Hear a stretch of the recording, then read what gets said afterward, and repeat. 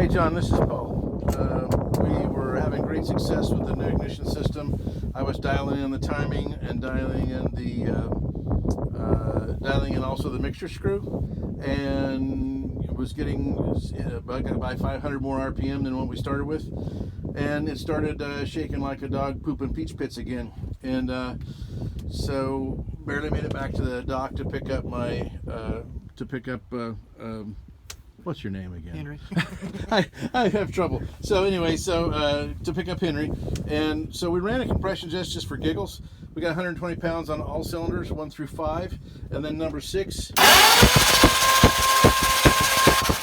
no compression. Go ahead and spin that into another cylinder and show them how that should work. So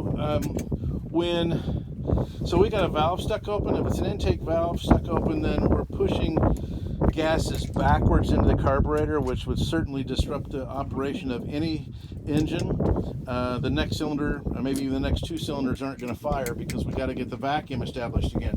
So here's how this should work.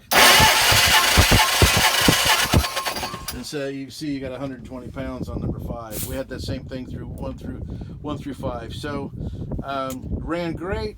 This is something that's heat related. My guess is we've got a valve that's sticking open after it gets warm, and that's what's causing one of the problems with the engine.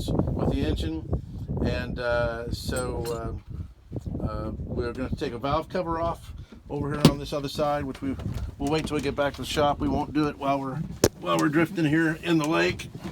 But oh shit! And the exhaust manifold just about has to come off to get to this valve cover. The valve cover is